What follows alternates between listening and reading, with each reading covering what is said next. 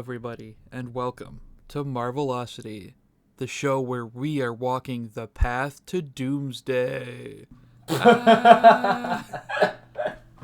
Avengers Doomsday. See it in theaters. Never. Don't go watch this movie. It's gonna be terrible. Yeah, I'm Aubrey. On this, I'm Jackson, and we are going to increasingly watch these movies faster and faster. That's how Marvelocity works, because velocity, you know. Daily episodes. Yeah. No. We're gonna watch all 11 45-minute episodes of Daredevil season 1 in one day, and then we're gonna do it again for Jessica Jones immediately after. Yeah. And today we're watching Groundhog Day, because that's what I watched instead of the Avengers. I've never seen that movie, so it's gonna be a difficult episode. I kid. I like when Tony Stark walked up to him. Bill Murray said, "What are you, some kind of Iron Man?" Anyway, so today we're doing the Avengers, of course, 2012, the very first one. I need to preface with something. Okay. I watched the Avengers for the first time when it was new in theaters. Mm-hmm. I had not seen pretty much any live-action movies up to that point, maybe a couple. Mm-hmm. This was the first real event that I went to, and it really affected my entire perception of media. Avengers is to me how the original Star Wars was to people when they watched it for the first time. So if you're expecting like unbiased commentary, I can't give that. I can detach myself and be like, yeah, Captain America's propaganda, and I can talk about the negatives of like Iron Man 2 and why people might dislike it. I don't know how objective this is going to be from my angle. I watched this movie when I was 8. And there was only one solid takeaway for me, and that was, damn, Scarlett Johansson is hot. And that's fair. Like, actually, I think the scene at the very start of the movie where she's like interrogating those guys, but like pretending to be interrogated, and then kicks their ass. I think that awoken my brain. Like that, I was like, wow, girls don't have cooties. This is awesome. Editor, put up the image of the monkey with neuron activation. For real. I was 8 years old, and then it just hit me. I was like, wow, maybe I should talk to the opposite sex. That's crazy. Anyway. Because my only takeaway was, whoa, fucking Captain America's awesome. So going into rewatching this movie, all I remembered was that scene, and then once we got past it, I felt like I was watching it for the first time again. That's crazy.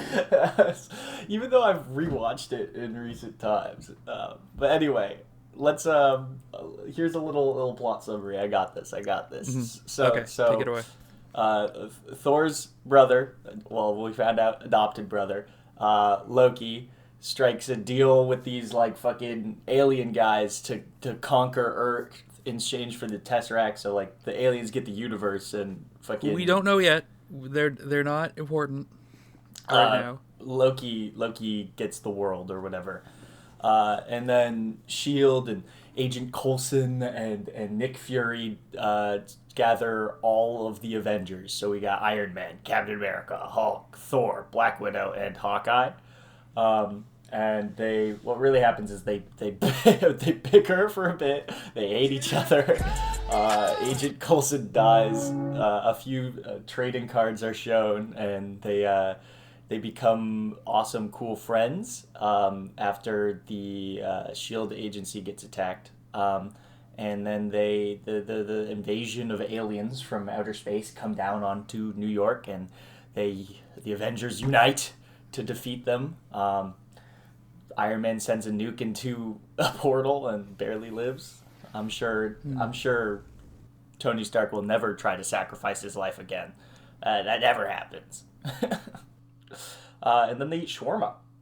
When you break it down, like, not a lot happens. Yeah, it's But it really feels like a lot happens. it feels like a lot happens because this is what literally set the precedent and the genre that is these big superhero unite universe movies, right? Before this, like a lot of these, like especially the like Hulk, right, was very clearly like this is a standalone movie and it's not coming back, right? Whereas they started to build towards this movie, and then it became like, oh my god, wow, this is like all of these high budget actors coming together to form one singular team, and it's just like it's something that had never really been done before, and it's really cool, and it feels like this big moment even now after everyone's copied them and they've been doing it for decades, right? It still feels like this big moment, like it's the first time again. I've done a couple marathons of Marvel movies, and I'll say that it doesn't capture the same feeling. Going by slowly and watching one a month has really brought it back for me. Like, Yeah. it feels like more of an event now than when I'm just watching 3 movies a day and not really absorbing a lot of it.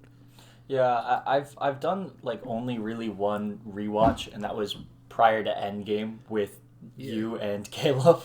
And towards the end of it, you wanted to die. Yeah, because it was miserable. Because a lot of the ending ones I didn't like.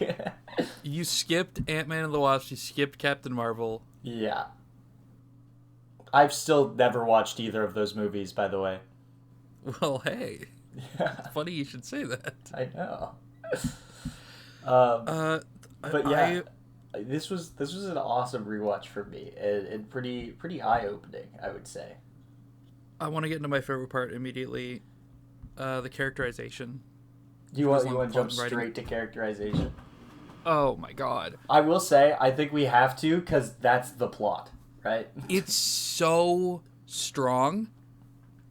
The heroes that they chose, aside from like Black Widow and Hawkeye, who had to be there because comics, they were the original Avengers.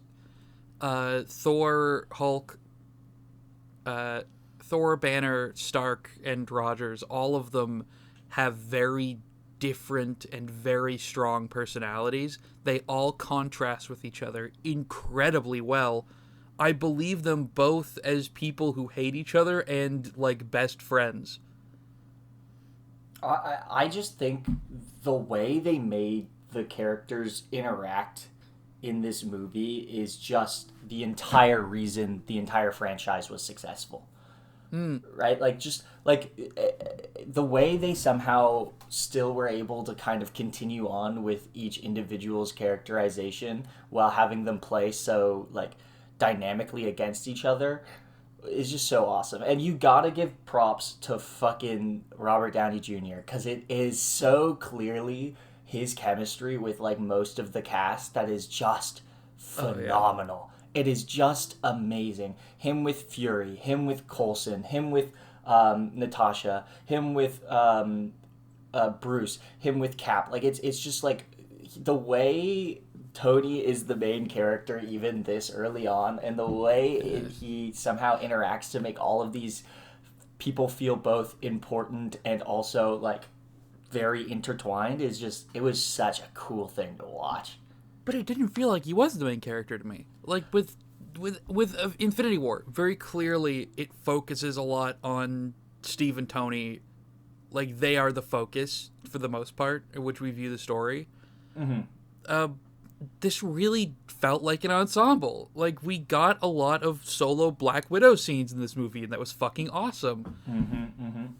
We got a lot of interactions between characters that didn't involve Tony, and I also felt that those interactions were just as strong. They addressed a complaint I had with Thor, which was it seemed like his personality, he went from like arrogant boy king to like, I have a moral compass now, like immediately. They kind of addressed that because Thor was a little bit of like a verbose asshole in this movie, which is awesome. Like when they're all fighting in Banner's laboratory, and he goes, "Humans are so petty and small." I was like, dude, what a fucking dick thing to say. It's awesome.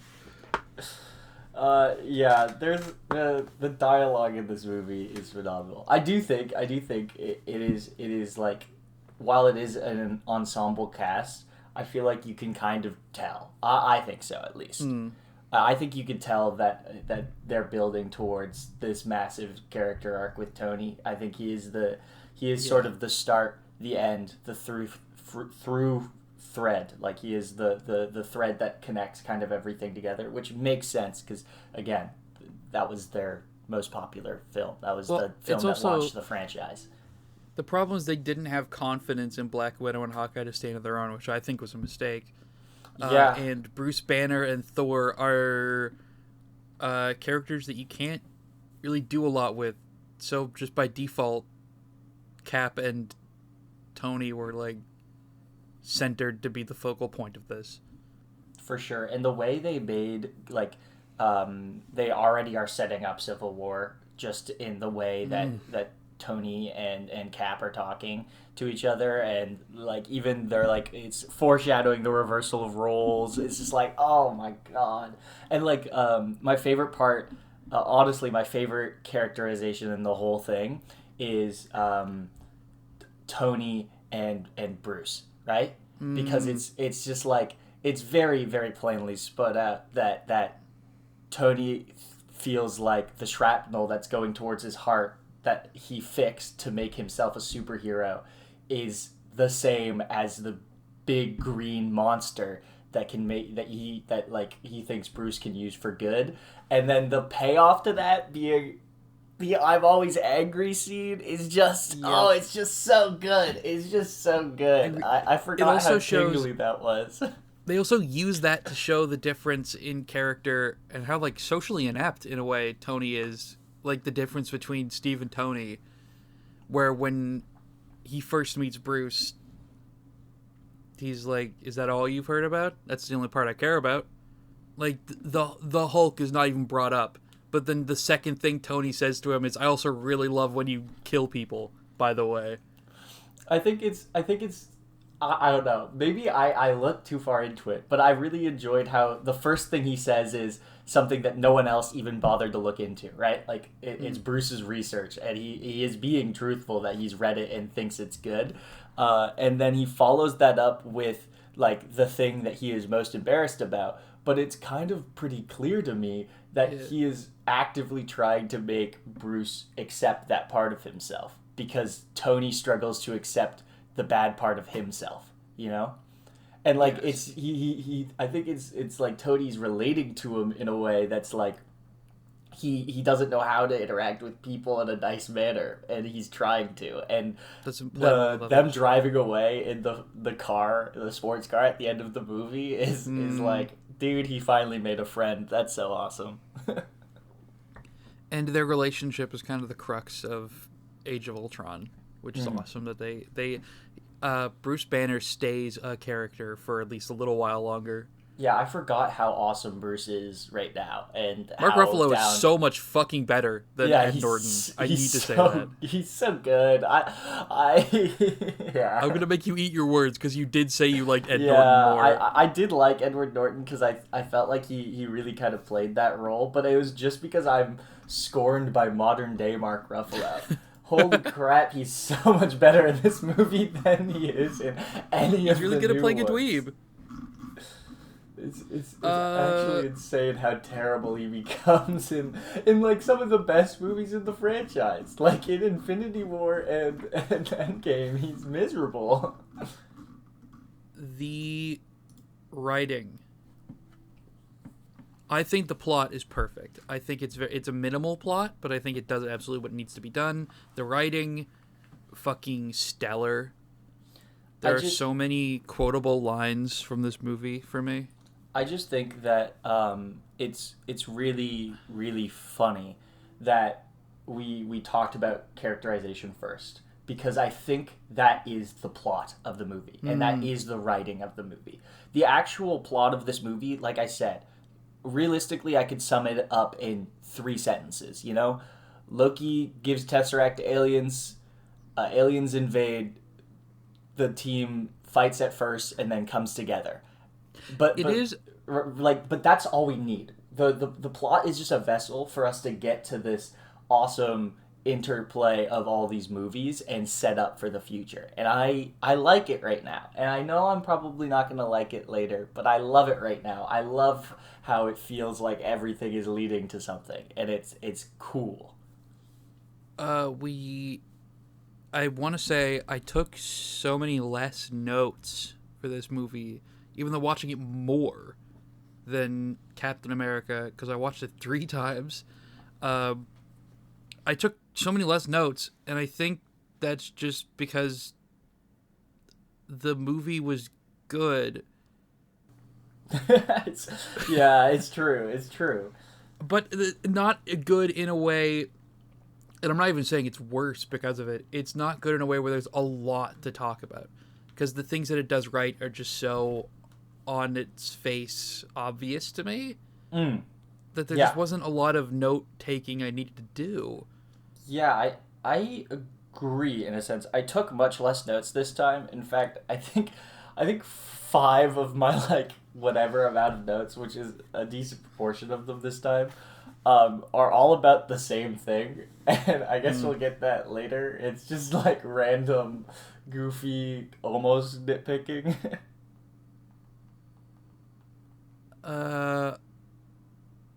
I need to talk about my favorite scene in the whole movie. Okay, speak. We're going to use it to talk about the plot and writing. The scene in Germany. From start to end, every minute that we have a camera in Germany is so fucking good. Loki is so strongly characterized as this little ghoulish imp who's just fucking basking in the idea that people are like paying attention to him. The character of like, he could do anything, but instead he walks directly in the middle of the room and in one movement fucking bashes this guy in the dick with his cane. In like the most theatrical Broadway diva way I've ever seen. I think it's funny that they even point out that the whole reason he's doing it is for attention. Like, that's how they figure out that he's at the top of Stark Tower, is because it's very clearly he's doing everything to be seen. And that's very good characterization for the Tom Hiddleston son of Odin. Tom Hiddleston is such a good subtle facial actor.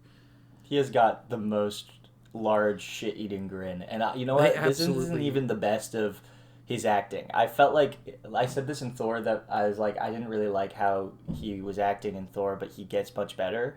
This is him finally kind of coming into his own, and I think he's only better from here on out. Oh, yeah. One of my favorite lines in the whole movie isn't even delivered by a main character. It's when he leaves and forces everyone to kneel in the forum. He's like, "You will always kneel." And then the old man stands up and says, "Not to men like you. There are no men like me. There are always men like you." And I as the 10-year-old, I was like, fucking whoa. Yeah, and even now, I'm still like, that scene's fucking awesome. It is kind of baller, and it's really good to have it in front of Cap, too, because that person is the same age as Cap is probably right now. Lived through the same traumatic events of that World War, you know? Like, and I know Cap lays it out quite clearly that last time I saw a man like you, I was in Germany, and that didn't end so well for him. But yeah. The fact that he says, "Look to your elder people, let him be an example," and then Rogers protects him immediately. Yeah. Because that's the whole the whole point of the movie. It's really good. It's like a microcosm of the whole film in one scene. It's so fucking good. And then Tony Stark's introduction is peak. Shoot to thrill. Immediately coming in with like 20 nuclear bombs strapped to his back. Like, "I'm gonna fucking kill you, Loki, if you move." It's such a good fucking scene. Oh, I do. I'm a sucker for Iron Man throughout all of these films. yeah. It's just so he's just Robert Downey Jr. is just like comic book Iron Man. I'm not even like my favorite superhero was Hulk, right? Like, which is Big crazy man to say. smash thing. But it was my favorite superhero was Hulk, and somehow watching these movies, I'm always like, holy crap, man, Iron Man's so cool, and it's literally just a man in a suit. I will say, I thought Thor being an overly verbose, kind of like old English way of talking, played well with everyone else. Mm-hmm. The least memorable scene in the whole movie for me was when it's just him and Loki. That scene always runs for longer than I remember it running. Yeah, I think they still haven't quite figured out how they want to write Thor yet. When it's just two people, like, taking 10 words to say what could be two for 3 minutes, it really starts to drag after a while. Like, maybe I'm being over dramatic here, but one of the best scenes with Thor in it is Thor and Hulk beating the shit out of everyone, standing there being like, yeah, we did that, and then Hulk punching Thor. Yeah. Right? Like, Thor still hasn't quite figured out, like they just, and honestly, maybe they never figured it out, because They figured it out for exactly one movie. Yeah, he was they pretty had it good for in that Ragnarok, Guardians of and the then Galaxy movie. they fucked it up. Yeah. I think that's all I really had for plot. I will say I'm gonna start trying to do this just because I think it's kind of fun. I'm gonna say like my quip of the movie, my laugh out loud moment.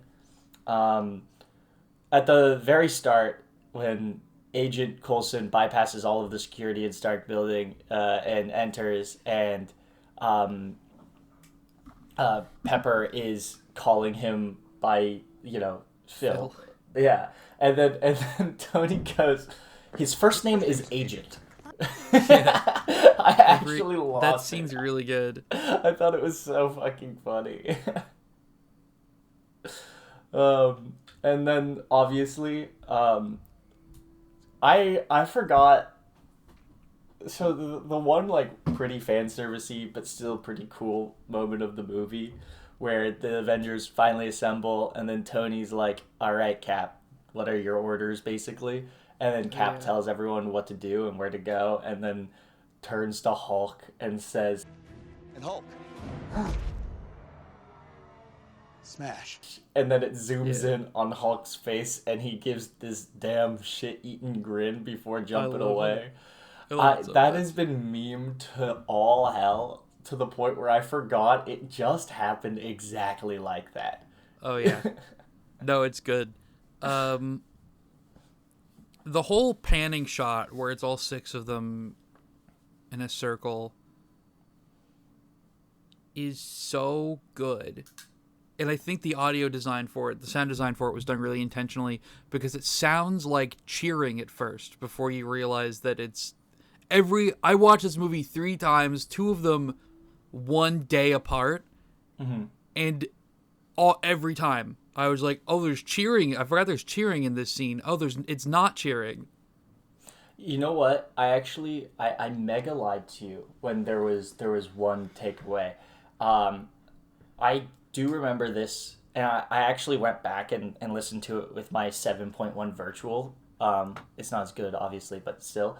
That scene specifically was built in theaters to be crazy on surround sound, right?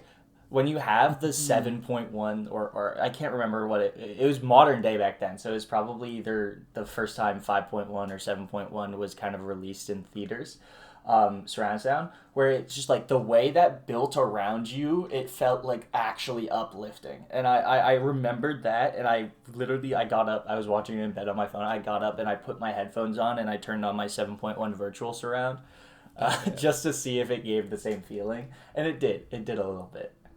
We have a Blu-ray player downstairs that we got from my grandfather that has half of a surround sound system and a big ass fucking subwoofer that literally shakes the house. And I'll say, watching Avengers on that thing is fucking insane. It's just, it's crazy how, like, the score to a lot of these movies is nuts, and the way they make things sound is just amazing. The crunches, the music, everything. Like I the need to fights, rewrite it feels so physical. I need to rewrite the outline to include some other things. We're gonna have a new outline for Iron Man 3. For sure, and in a better we'll talk order, about I think. yeah, we'll talk about the OST here really quickly. Alan Silvestri, I don't know, man. Fucking one of the best scores in a movie that I've ever heard. Yeah. It's pretty good. I have songs from this film soundtrack in my normal listening playlist.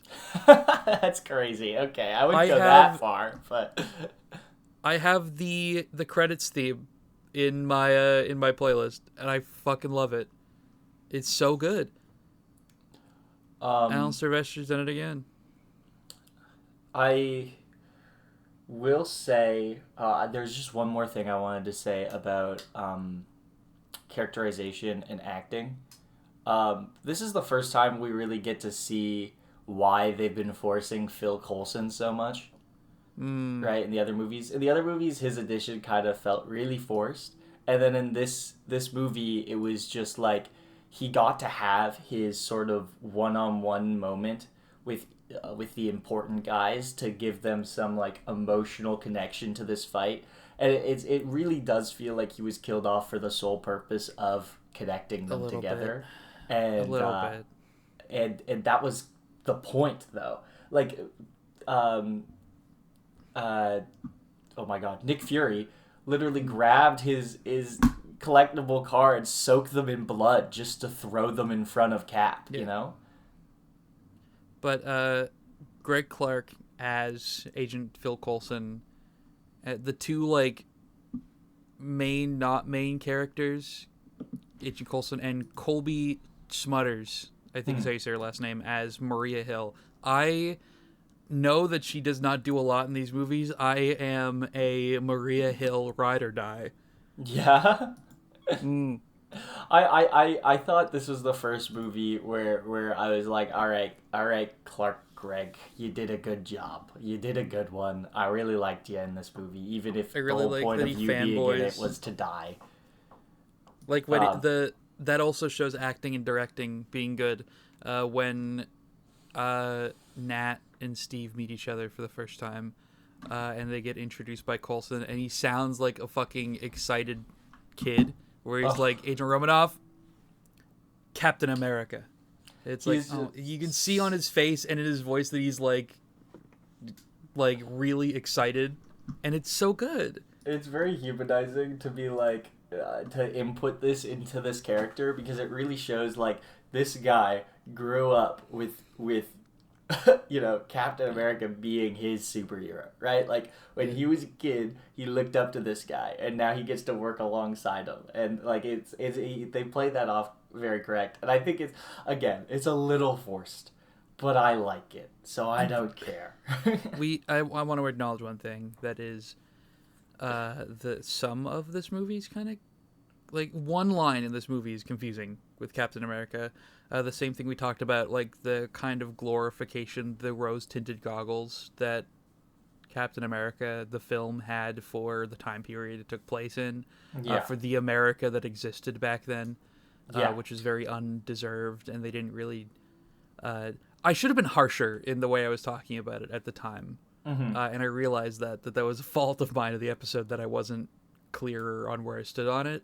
Yeah. The phrase... where he's like, the Stars and Stripes a little old-fashioned, and Agent Coulson was like, I think right now the world needs a little old-fashioned. I don't fully understand how that fits into the thesis of the movie. Maybe the problem is this movie doesn't really have a thesis per se. Other than, I think, legitimately, I think the message of this movie was the Avengers were the friends we made along the way, which is fucking awesome. Yeah, no, it actually definitely is. I do think that that scene specifically did stand out just because it was like, I thought it was almost right, you know? Like, it was very close to being like him being like, oh, aren't the Stars and Stripes old-fashioned?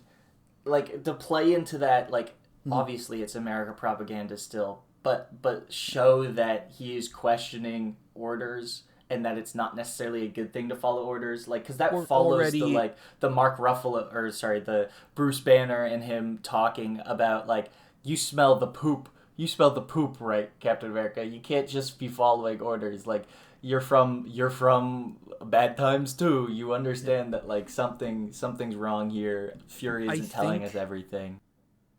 I think, the charitable reading of the scene is the symbol of the Stars and Stripes. Yeah, is what people need. Like what we talked about in the last episode, a shameless plug, of Captain America symbolizing an America that never existed but should. I think that idea is probably what they're talking about. But it's also, Joss Whedon is not the best director in the world, so I don't know if that's what he was saying.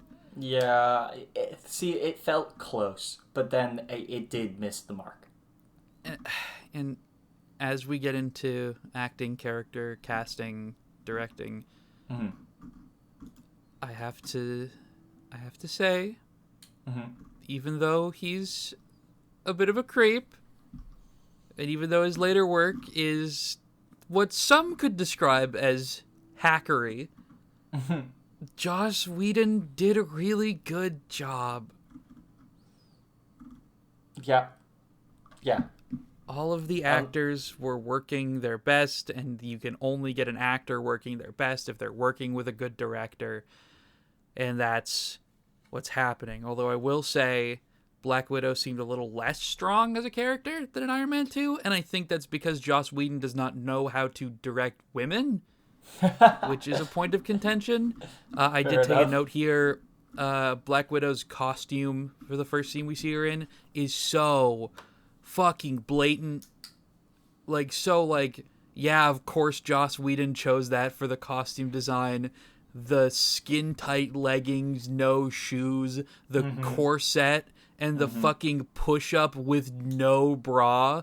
You could literally see so obvious, like, such a blatant jiggle happen during the fight. Oh, yeah. And I was like, oh my god, Josh, what are we doing? And you want to know what 8-year-old me said? You said, hubba hubba awooga. He went, you did a train horn noise. Woo-wee! Yeah, no, it is egregious though. Yeah. Just building on what you said about Scarlett Johansson, I think even at 10, this movie with Steve Rogers and Black Widow in it, I think this movie made me realize that I was bi. Because I was like, holy shit. That's so awesome. Marvel's done a lot for everyone here. Yeah, that's so funny. The acting, all of it's fucking on point. Even the small actors are bringing their A game. Samuel L. Jackson is at his most Samuel L. Jackson. Okay, I think it's time to say what my 5 notes are about. Because it is about people doing their acting, even when it's small, specifically very small. Ashley Johnson seems like she serves a much greater plot in this movie than she actually does. So Ashley Johnson is the girl from Critical Role. She's the blonde waitress. Right? I didn't know that was somebody. I thought that was just an extra. Yeah. So they do a random zoom in on her when they're like cowering in the bank at the start, and I wrote down, random zoom in on Ashley Johnson. That's weird. And then when Cap goes to save everyone in that bank or whatever, it pans to her again, and I'm like, another pan on Ashley Johnson. That's funny. And then it does a zoom in, like a third zoom in, and then a fourth one. And I was like, they've just panned to the same girl 4 times. What the hell is happening here? And then again at the very end of the movie, the person being interviewed, where it's like, oh, it's their fault the city's destroyed. No way. It's Ashley's first speaking role in the film, And is her saying no, like they're fine.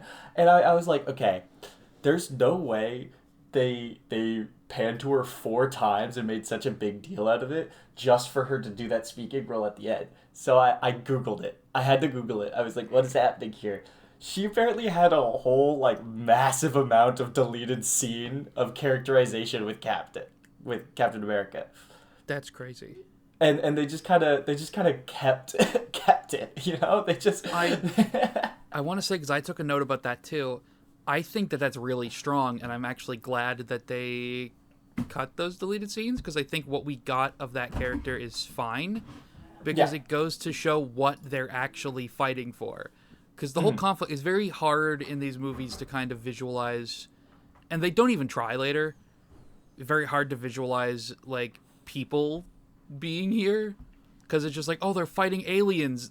Her being there, the fact that we see her more than once helps you grounds the audience in the scenario. And the fact that we see her like, Captain America saved my life at the end, it's like, oh, this is what they're fighting for. This is what it's about. Mm-hmm. And I think that's a really strong. I think it's a good decision. I agree. I think the 4 pans to her was crazy, because it's like, it's very clear that she definitely had a bigger role beforehand. I definitely could have done with like one less pan. Yeah, one less zoom in on this one character. But I do agree that the ending scene and having her be like a notable person in the crowd that was saved, and then defending the Avengers from being, still, foreshadowing to Civil War, is good. It's fun. I watched this movie one time with my partner Josh, who is a waiter by trade, and he wanted me to point out on the show that Loki is an asshole because by destroying that table that she was serving, he has voided her tip for that that time worked, and that is the biggest atrocity he committed in the film. Yeah, that seems about right. Speaking of atrocities committed in this film, they gave Cap a gun again. Yeah. He didn't use it as much, though. I'm thankful about that. Just it was one mostly scene that he shot at the guy. Hey, Cap having a gun is going to be a problem that does not go away. No, it does not. Which is awesome. Can I gush about costume design now? Yeah, you can gush. I feel like I've pretended to care about other things for long enough. The costume design is perfect. I was iffy on Thor's design. I was like, yeah, it's really comic accurate, but there's just something off about it. When we see him for the first hour and a half of the movie without sleeves, I was like, oh, that's what was wrong with it. It's better with the cuffs and no sleeves. Yeah. And then they give him sleeves later in the movie like it's a fucking event. And I was like, why? No, you're just making his design worse. Why are you doing this to me? I do like the dirtied up god aesthetic when he's just like covered in soot and just battling. For a first costume, Black Widow's design is pretty good, although I think it gets better later.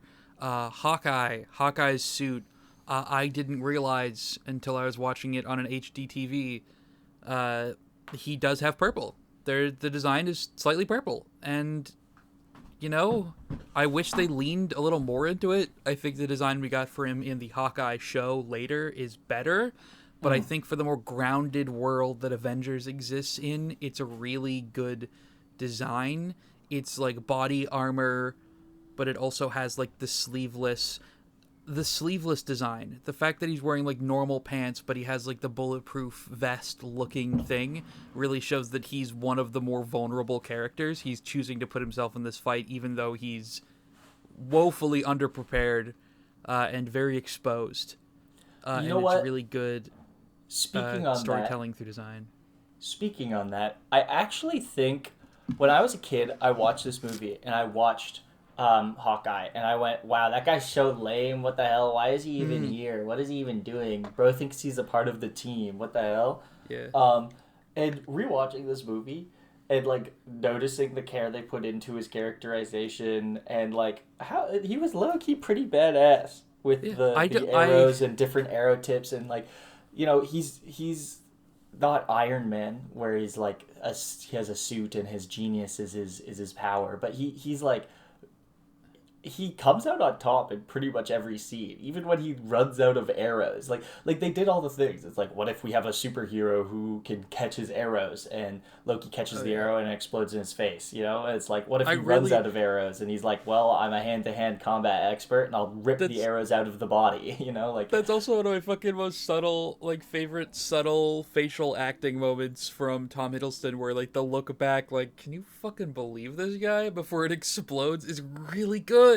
It's really funny. It's really Loki's funny. design, fucking peak. Every Loki design that they've had in the MCU is fucking perfect. It takes everything that worked for the Thor design and makes it more. Even when he's in disguise in the suit, the fact that they gave him a fucking scarf like that and like the long coattails, and oh my god, it's all so like dramatic and showy, and it's so Loki. It's so good. The Mark 6. 6, yeah. The one we're on now. The Mark 6, the second suit that Tony wears in the movie. We've gone back to the circle chest plate, which I've said over and over again is so much better than the triangle chest plate. I really, really like the Mark 6.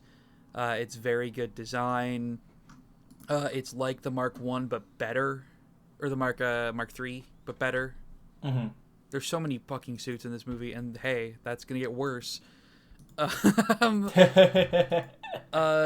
Captain America's updated design I like less than the first Avenger. Yeah. There's less gray as part of the design, and I get why they did it. The design in the first Avenger was supposed to be a lot more gritty, a lot more dark, because the tone of that movie, not just in story but also visually, was a lot grittier and a lot darker. It was color graded very to be kind of dimmer than the rest of the MCU, which works. I just wish because it's in the past, right? So they had to record on a bad camera. Dude, the fucking helmet. Just stop giving him the helmet. They learned that at some point. Yeah. They stopped giving him the helmet, but just stop giving him the helmet. Hulk is Hulk. Design is Hulk. Good Hulk design. Good Hulk design, but also not really different from previous Hulk design, because you can't really do a Hulk design. He's bigger just the same guy and green. with different pants. I think that the beige pants work better than black pants. I don't know. That's all I really have about the Hulk. The beige pants work better than black. Mark Ruffalo's hair works better with the Hulk than Ed Norton's did. Yeah, that's true. That's true. I really love the way they did the transformations in this movie was very good. Nick Fury's design never changes, and that's fine. This is the first time we saw S.H.I.E.L.D. agent wear. On Maria Hill, we saw, like, they tried to bring the costume design from the comics into the MCU. And they did it. I think it works. It works really well. I don't just have a crush on Colby Smulders and Robin from How I Met Your Mother. Yeah. Yeah, right. She's a really good character, guys. She doesn't do anything and she dies, but she's a really good character. They really went, I want to kill off all the agents of S.H.I.E.L.D. They do build up S.H.I.E.L.D. a lot and then do nothing with it, which is very unfortunate. Well, they kind of do something with it. It just wasn't good. I do like that they only show 4 directors in this movie. Like, there were only 4 directors. And then Alexander Pierce, he's always been here in Winter Soldier. It's like, what do you mean? There's always been 5. What do you mean? It's really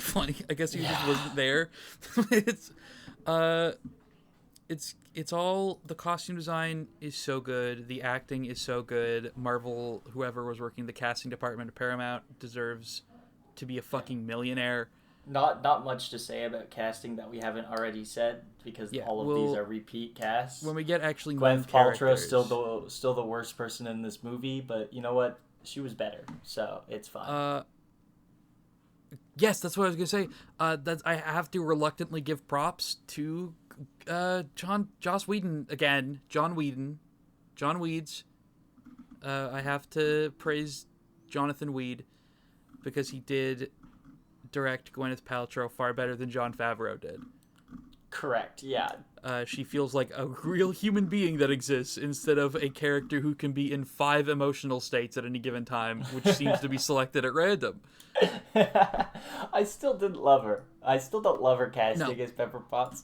But I think she is much better. She is much better in this movie than in the Iron Man's. Eric Selvig returns, and I want to say the costume designer and the makeup team also did an amazing job. I love how he goes crazier and crazier as the movie goes on, like to the point in the final scene when Tony shows up to confront him. He looks like he's having a fucking mental breakdown. It's really good design.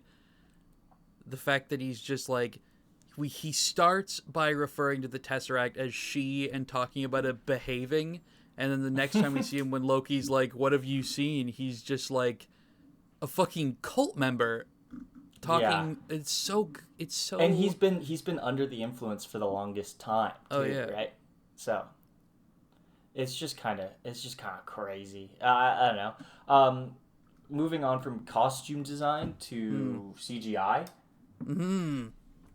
Really good CGI. It showed. Good CGI. There were scenes where it for sure showed its age. There were scenes, maybe that's just because I watched the falling scene with I forget who it was. It just looked bad. they don't got falling down. It was a problem in Captain America, and it's still a problem.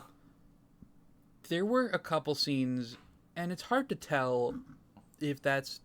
There's multiple reasons. A, I've seen this movie at bare minimum 20 times in my life. Oh my! It's one of my favorite. It's really good, man.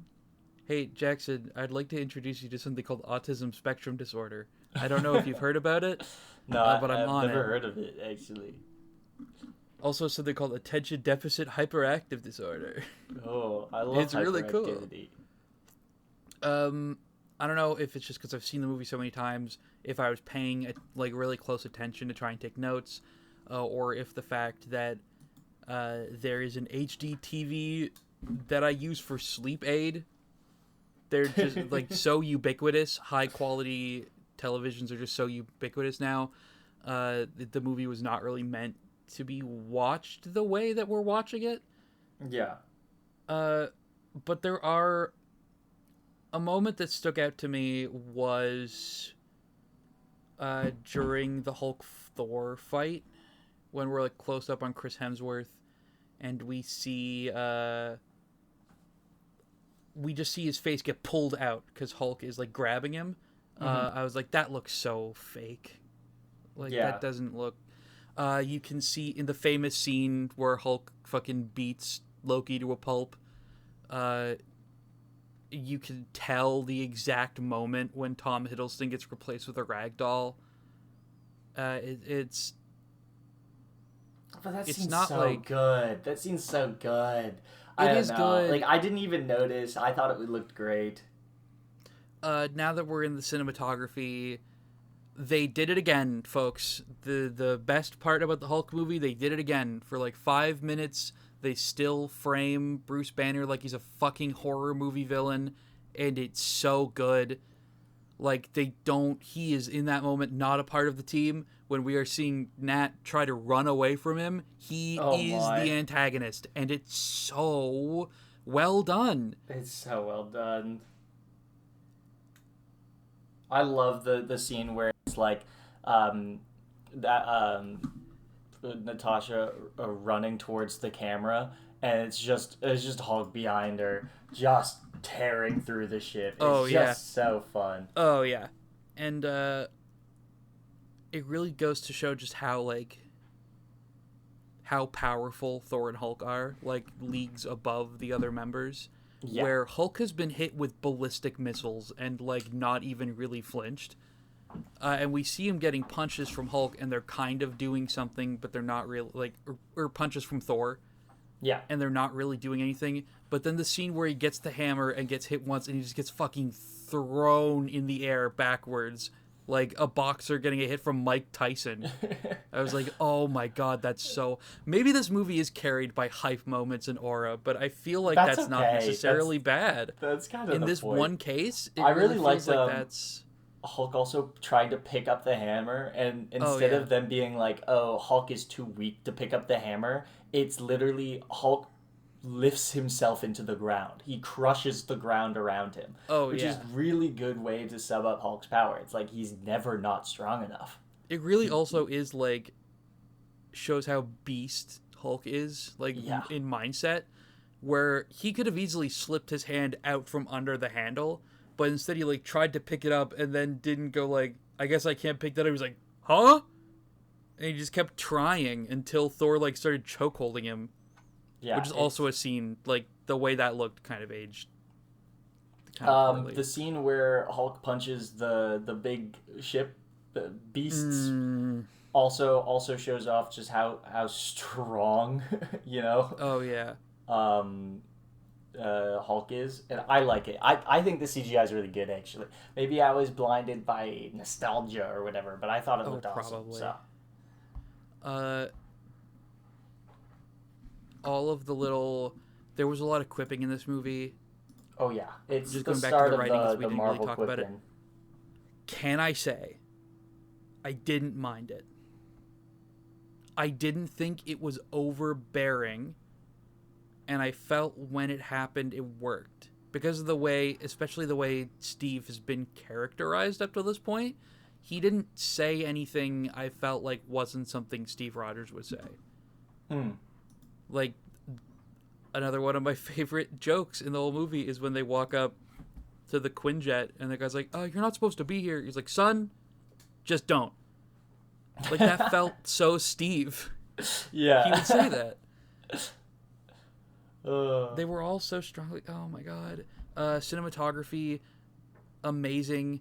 The scene, the cold open where Loki is introduced and we see the shadow reflecting on his cheekbones, and he just looks like the fucking Joker from the comics, where like he doesn't have facial bones. It's such a menacing shot of Loki. Yeah. The scene where he's talking to Nat, and we're not focused on him. We're seeing him through the reflection of the glass, and yet we're still very much so focused on him. Is perfect. It's really good visual symbolism to show like Loki believes he's in control in this scene, but the real focus is actually Natasha, because she's the one in control. It's really good visual metaphor. The panning shot of like rotating the camera upside down, focusing on the scepter when they're all fighting to show that the whole mission's being turned upside down. It's very literal symbolism, but it works really well. The panning shot, the unbroken panning shot where we cut between all 6 of them during the Battle of New York. It's so good. My god. It's so good. They all feel like they're the focus of that shot. And it's so good. And it culminates in the really good visual gag of the Hulk being like, I'm still better than Thor, and punching him in the fucking face. It's so good. The cinematographer is great at their job. It's just it's a pretty good movie. It's a pretty good movie. The unbroken shot of the girl leading Bruce into the shack and then running out the window. That was also a highlight. That's so funny. The fight choreographer also did a really good job. As much as I don't like her costume, the combat when she's tied to the chair in her first scene is really on point. It's just badass. It's just so cool. It just looks so awesome. Thor and Iron Man fight was also really good. I really like, doth mother know you weareth her drapes? And I really like how Thor calls himself Protector, but does not know basically anything about what's happening on Earth. Yeah. When he says, like, stand down, metal man. It's really good. It's good. It's really good. It's a very good movie, and that leads us into our very good point. Is it good? Yeah. Yes. Yeah, it's a good movie. It's a good movie. I did forget to mention it earlier. This takes place in 2012, roughly 2 years-ish after Iron Man 1, Hulk, Thor, Captain America. Mm-hmm. I thought it was a retcon. This might be me just justifying in my brain. There was one potential retcon, one for sure retcon in this movie that I want to talk about. He says Nick Fury says when talking to Thor, when you came to Earth 1 year ago. And I was like, that's not right. That happened in 2010. I think it works because if something happened in like October, September of 2010, and we were talking about it in May of 2012, that is 1 year ago. Yeah. That's not a full year. That's like... So I think I'm okay to excuse that. Even then, they weren't thinking about all those movies happening in 1 week at the time. They weren't really paying attention. They weren't saying, like, when the movie comes out, that's when it happens. And I think it's a weakness of later Marvels that they're so obsessed with that kind of, like, date-by-date type of thing.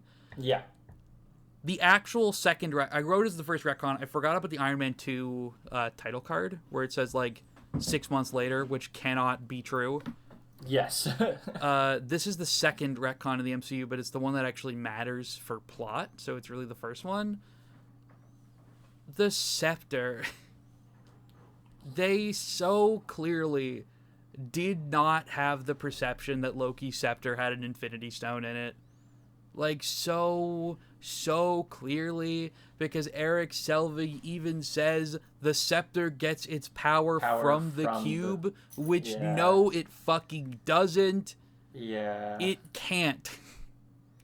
It also does the funny little... Well, like, they kind of almost have it where it's like the aliens are like, who gave you that scepter? And, like, the scepter is its power. Like, that's how he got Thanos gave him the... They also did not know what Thanos' role would be. Yeah.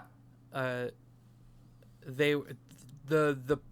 just touch on it right now. The post-credit scene, the to court death line is very clearly referring to his stated motivation in the comics, which, just for people who don't know, Thanos, the Mad Titan, his whole role in the comics is that he wants to kill literally everyone on Earth.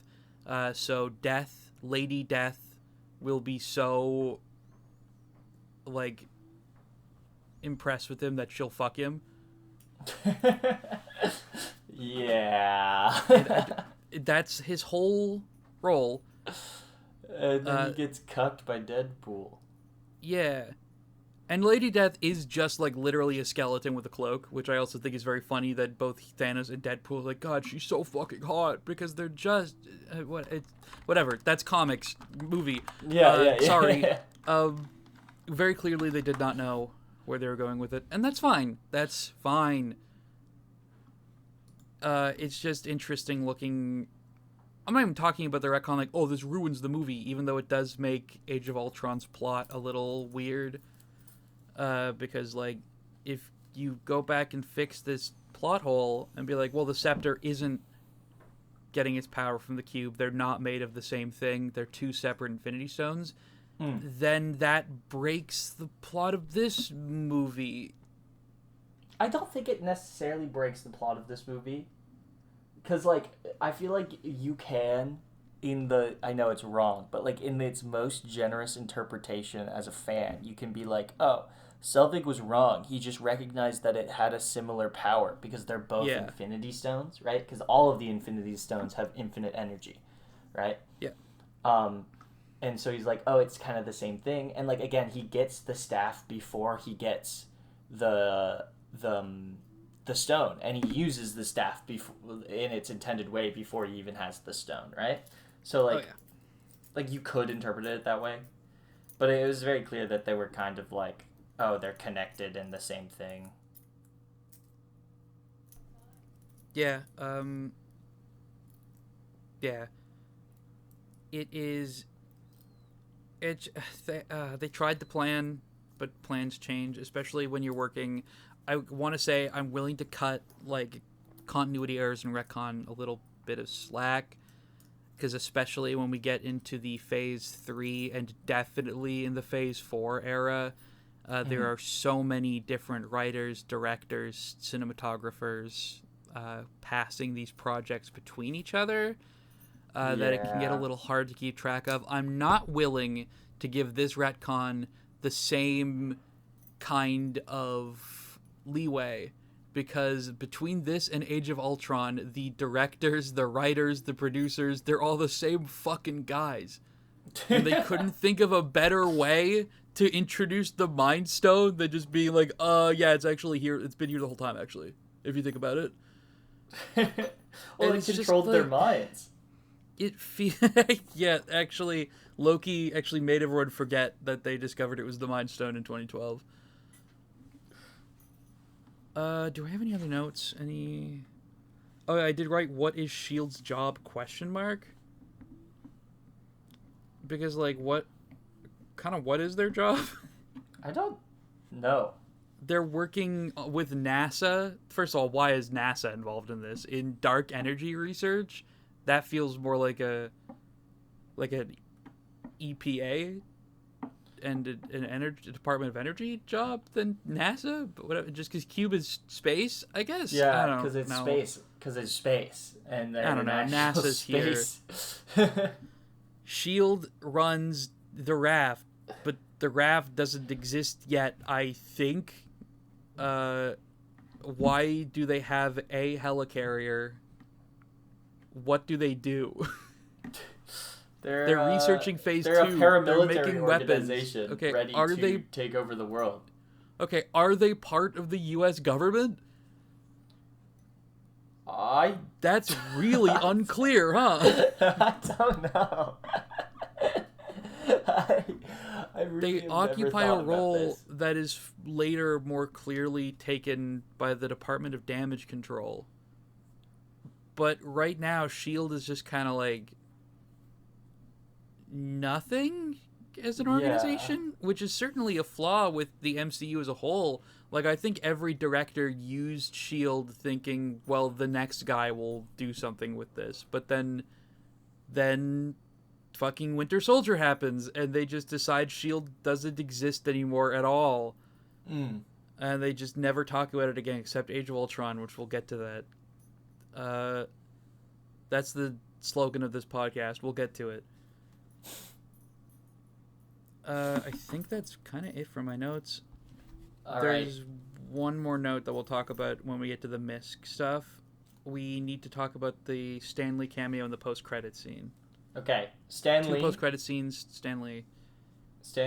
I think Perfect Stan cameo. Lee is just like, oh, the Avengers hoax. Aliens in New York City? Yeah, right. Give me a break. I thought that was fine.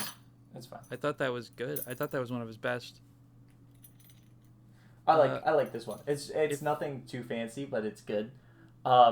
Post credit scene. Oh, A++. purple Thanos, plum Thanos, the deep red Thanos for some reason. Just the what's it called? Shawarma. Shawarma A++. That was improv. Yeah, it's so good. A lot of what Tony Stark did was improv. The that man's playing Galaga. The shawarma scene is exactly what I want a post-credit scene to be. I don't want it to be a thing where I'm forcing the next director into doing something crazy and like solidifying certain designs or something that later need to be retconned. I want it to be my heroes eating shawarma and in silence and being like, yeah, this happened. Can we talk about why Thanos is so red? I don't know, man. Because there's not lighting. Because when Ronan is there in Guardians, he looks fine. And when a nameless man who's also there, who talks to Loki a lot and has 6 fingers, which I didn't notice until, like, right now. Yeah. He looks fine. Thanos is just, like, a fucking mangosteen. Like, why is he so red? Yeah. I don't know. He just looks really wrong right now. He's a lot more comic than yes. He's also like really wide set.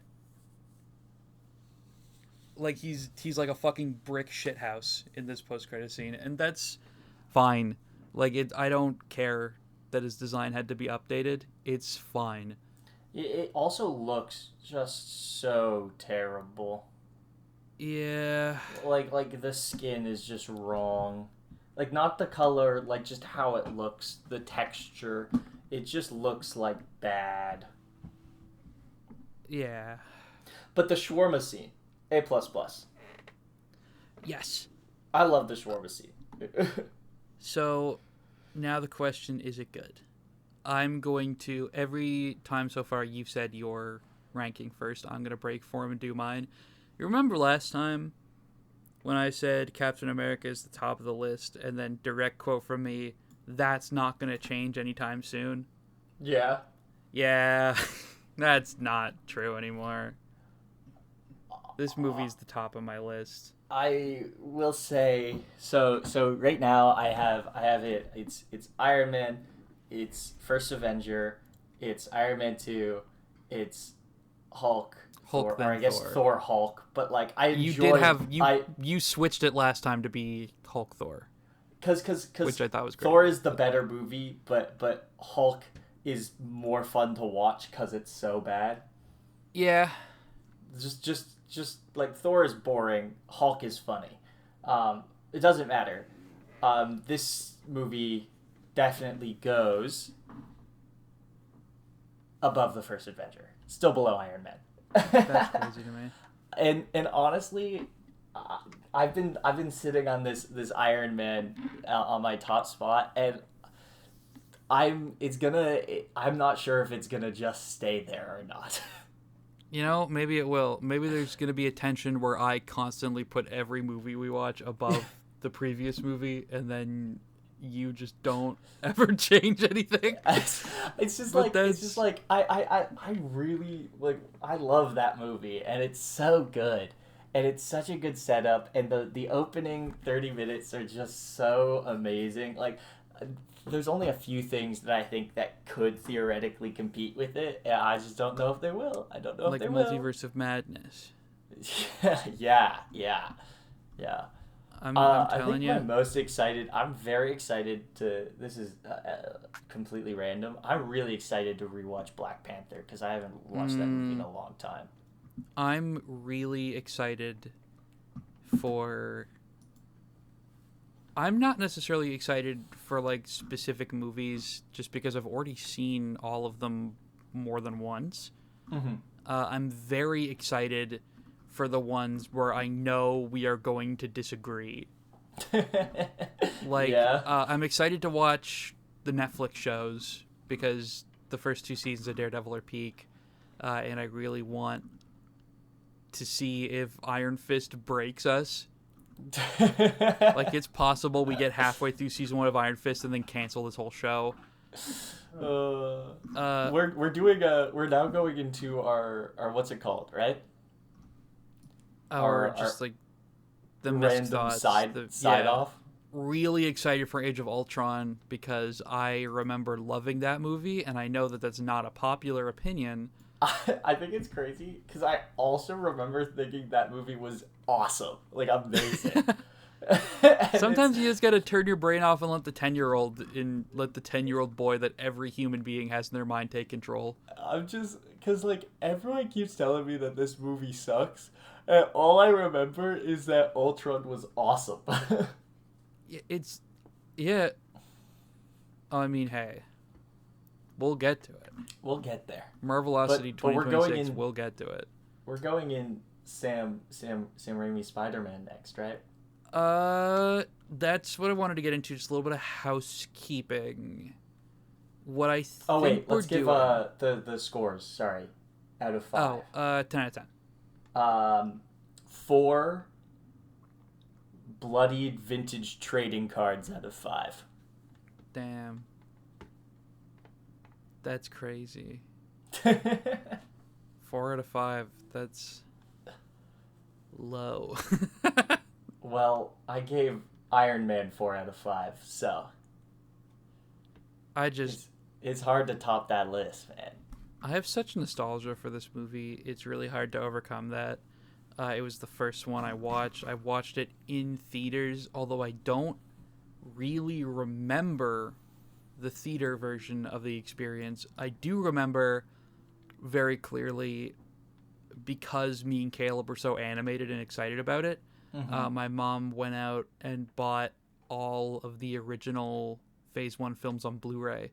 And I very clearly remember like sitting in her bed in her room, sitting on the bunk bed in our room, watching Thor, watching Hulk in her room with her, watching Iron Man 2 on the big TV downstairs when we first got it, watching the Avengers on the TV upstairs one night when my grandmother was away, when my grandparents were away on a vacation. It was such an experience to be there at like age 11, at age 10, 11, 12, like watching these movies for the first time, following it. There was a companion app. There was a Shield app that you could download that had more information about the world. And it was like the first ever world that a movie ever took me to. Yeah. There were like live action movies like Mr. Megorium's Wonder Emporium I watched and I loved as a kid. And like even anime movies like Flushed Away, which was a peak from my childhood. I loved them, but they were like, it felt like a movie to me. Like you'd watch it, it was a thing you watched and you enjoyed it and it was good, but that was really, the MCU was really the first thing where there was more for me to really sink my teeth into. We watched Star Wars on like VHS that my mom had, and it didn't really do it for me for whatever reason. But this really fucking changed the way I looked at what media could be. Yeah. Like an overarching story told by multiple directors and writing teams that fit together in such a good way, with multiple visual styles and themes and characters. It was it was so new. And I know that the idea of the cinematic universe has become overplayed. Yeah. As time goes Done on. to death. But it worked so well. I can take myself out of it when we talk about Captain America. I can be like, yeah, I don't need to think about how I saw it back then. I can just focus on what I'm seeing now. I cannot remove the part of me that was 10 years old seeing this in theaters for the first time, with this movie specifically. It's nostalgia. It's good. And I like it. The formula's not old yet. Just because I'm seeing it works. with rose-tinted goggles does not mean that those goggles are not correct, god damn it. Maybe they're glasses. Maybe my vision is clearer now. Maybe nostalgia is actually better. Wait a minute. Back in my day, I used to walk to school uphill both ways. Maybe things were better in 1945. All right. We can cut it there. Okay, housekeeping. We are watching Iron Man 3 next. Okay, Iron Man 3 next. And then we are... Let me get my phone, because I have the list down. Let me outline for you Season 1 of Marvelocity, how it's going to go. Whether this stays in the actual episode or not, I don't know. But we'll see. Where the fuck did I put it? There it is. So we've talked about all of Phase 1. except not. That was phase because, 1? Iron Man 3 is part of phase 1 for some reason. Oh, okay. The same way Ant-Man is part of phase 2, even though it comes out after Age of Ultron. After, it's weird. I don't know why they fucking did that. Anyway, that was all of phase 1. I felt like, wow, 6 episodes for a season does not sound very good. So here's what season 1's going to be. We are going to talk about Iron Man 3.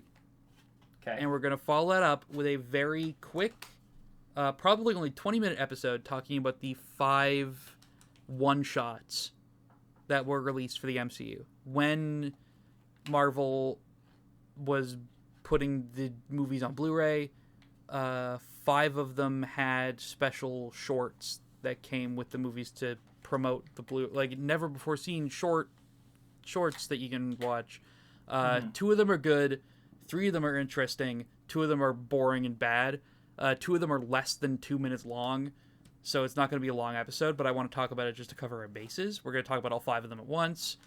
Okay. We're going to follow that up with either a 3-part special or a 2.5 hour long episode where we talk about all 3 of the Sam Raimi Spider-Man movies. We haven't decided yet. Then we're getting into Thor: Dark World, then Captain America: The Winter Soldier, Guardians of the Galaxy, our first TV show with Daredevil season 1, and then Avengers: Age of Ultron, and that will be the end of season 1. We'll talk about Age of Ultron.